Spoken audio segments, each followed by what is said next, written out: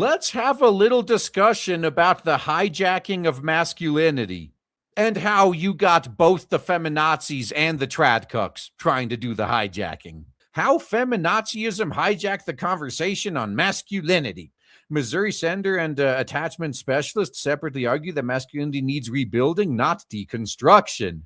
When they say rebuilding, though, they mean going back to the plantation, as the vernacular here is.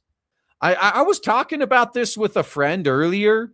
Well, what we got, like the arguments with the left and the right are basically this. Like the left comes in and says, oh, men are bad, men are toxic, men are evil, fuck men. And then the right counters with, whoa, easy there, don't insult our slaves like that. They're still very useful as workhorses. We don't want to spook them and scare them away. So watch your mouth around our slaves, okay? That's basically this argument in a nutshell. One side wants to destroy you, the other side wants to enslave you. And meanwhile, we're just like, how about fuck both of you? Is feminazism hijacking the conversation about men and masculinity? They always have been. Senator Josh Hawley and Adam Lane Smith discussed the thorny subject in exclusive interviews with Fox News Digital. Hawley wrote the book Manhood, the Masculine Virtues America Needs to his sons about what it means to be a man, and more specifically, a Christian man. Smith is a self-described attachment specialist who was formerly licensed, a licensed family and marriage therapist, and now specializes in helping people build secure and loving relationships as a speaker and an author. What's his success rate, I wonder? And I'm not going to count cheaper to keep her marriages either. Well, what is this guy's success rate of happy marriages? Both Hawley and Smith discussed the effects of feminazism on the conversation about masculinity. I mean, of course it's a toxic influence, but going back to the plantation is not really a better option. Although feminazism is defined as the belief in equality on behalf of women's rights and interests, the critics in the 21st century accuse the feminazi movement of being woke and anti-men. Well, this is literally just the difference between the dictionary definition and what actually they do in practice, what their actions are. This is words versus actions. They claim they're all about equality, but what they actually advocate for is privileges for themselves and being anti-men. This is why the whole appeal to dictionary definition always makes me laugh. Like, I don't care what you define what you're doing as. I'm talking about what you're actually doing.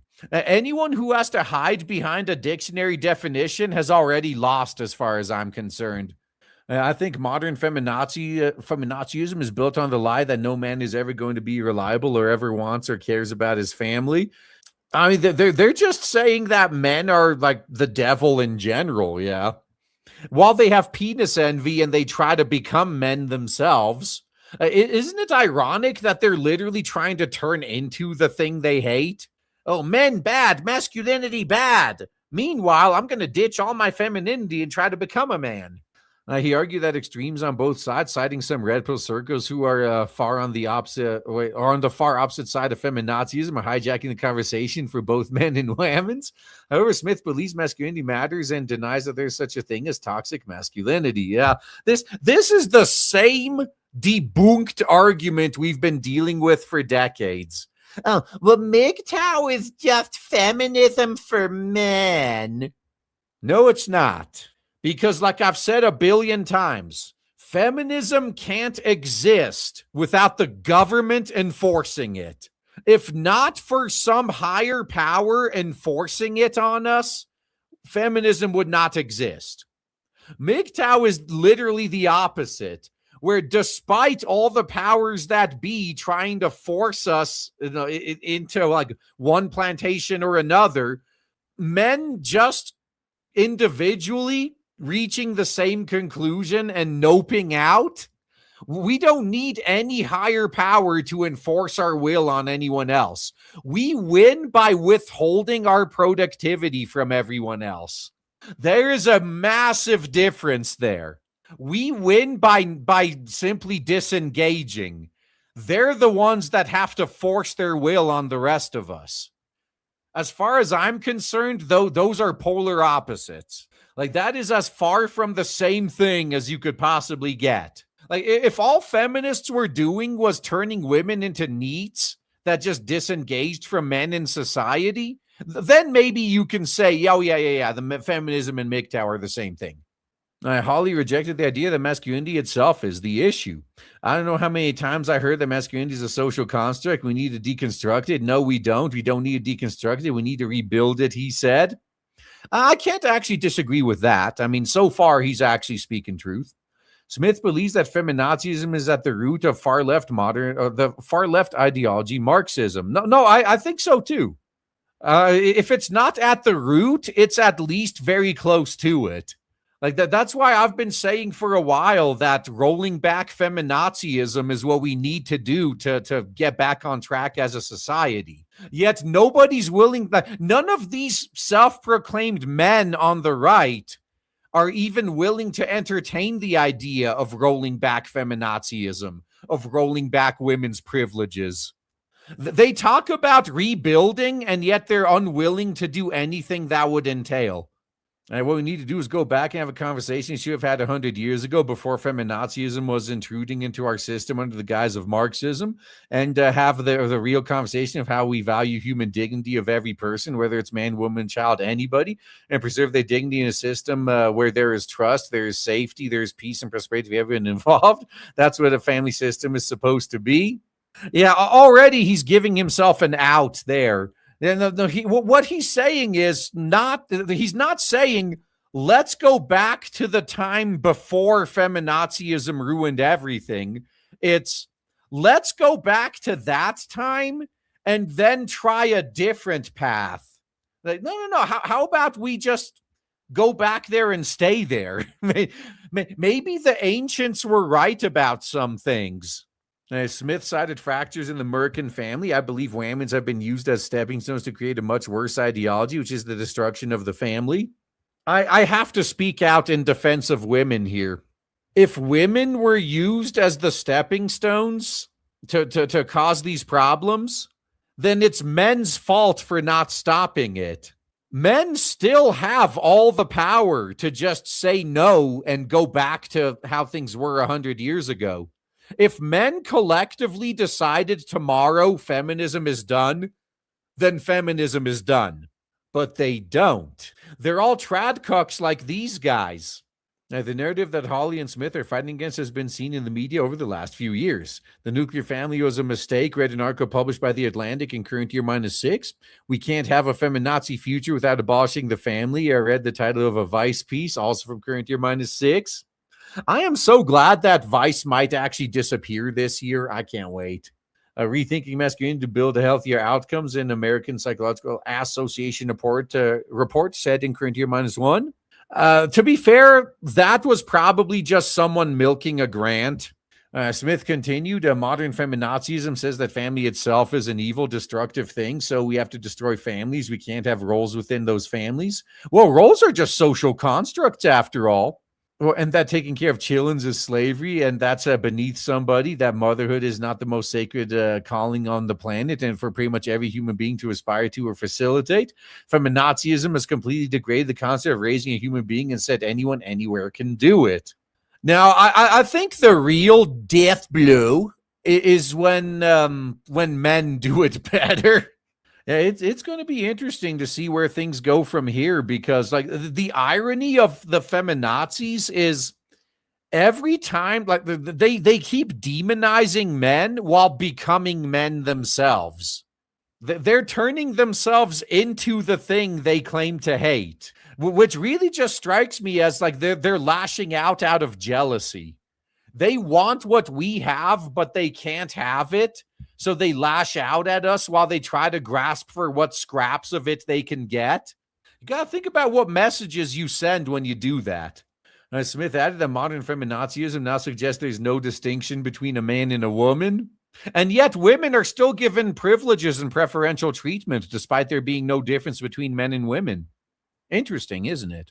In current year -4, a Planned Parenthood doctor told a House hearing that men could get pregnant and have babies. And this is why no one takes the science seriously anymore. And men can have pregnancies, especially trans men. So you mean women, right? Holly went viral on Wednesday, questioning a doctor at a Senate hearing about whether men can get pregnant. Also credits wokeism for contributing to the negative conversations around masculinity. It's gone under different banners for many years, but the crux of it is they deny any real value to masculinity. While they try to copy that masculinity themselves, like, again, don't let them forget it. They're trying to turn into all the things they shit on. Now, Holly said men need to utilize traits that were designed by God. We need men who are good men, strong men, and want to use their strength for what it was meant for, what God designed for, to protect, empower, build, defend, he said. And I'll give him props there. He didn't specifically say we need to do this to defend women. Holly said men have been told that they're responsible for every ill, real, or imagined. Yeah, like eventually we just get sick of it, you know?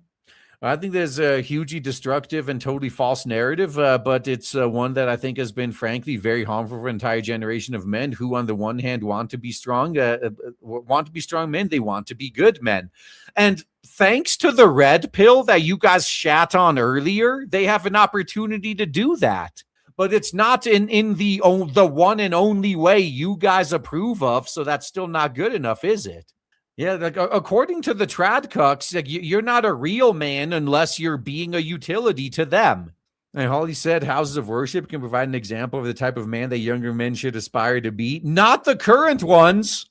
Like there's a reason men are leaving the church in droves, because the church worships pussy above God. Like, how have you not noticed? Oh, right, because you're one of those pussy worshipers, huh? Okay, that makes sense. But yes, churches, synagogues, these are home bases for men learning how to be men. Well, I mean, if you want to learn to be a mangina, sure. Holly also encouraged mentorship. Now, this I agree with. I think it's time we reclaim the stories from our heritage as Americans, the stories from our founding documents and documents like the Bible, which are so foundational to our civilization. No, I agree. No, wasn't there a line in the Bible about how it would be better for a man to be single than to suffer a freaking like bitch of a whammons as a wife? There's a lot of shit in the Bible about keeping your whammons in line and disciplining them. Maybe if the churches started teaching that again, they'd be able to get men to come back. Yeah, those parts they always skip over or make excuses for. Yeah, if it gets in the way of their pussy worship, they will do everything they can to kind of brush it under the rug. So foundational civilization is show men that actually, you know what, good, strong men are vital to the success of liberty, the success of civilization, the protection of families and children, and the flourishing of whammons too, by the way. And that message needs to be heard again. That's right, men. You need to fight and protect for the same people that have been fucking you up the ass. Because that's what a real good man would do. And you want to be a real good man, don't you? Now, Smith said the role for masculinity is to provide safety for others and to lay a strong foundation for future generations. Yeah, there we have it. He's literally saying your only purpose as a man is to be a tool for others. So if you dare try to do something for yourself, you're already not a man anymore. All right. Holly shared a similar view, saying, I think the message we need to send men is we need you. We really do. Okay. What are you going to give us in return? Like, look, if you need us, surely you're willing to pay for our services, right? You expect us to just help you just because you need us while you treat us like shit? No, man. Sorry. You're on your own. We really do. You're extremely important. You're important for our economy. You're important for our future of our country. You're important for your family. You're important to the community. I love that. They're basically admitting this right here. Hey, man, without you guys, we can't make the next generation of tax slaves. We kind of need you. So get back into the plantation. Like I said at the beginning, the left hates us and wants to destroy us, while the right just views us as slaves. The only correct choice is to not play their game at all. Disengage as much as you can. Only contribute to your own community, your own inner circle as much as you can. And this problem will resolve itself if given enough time.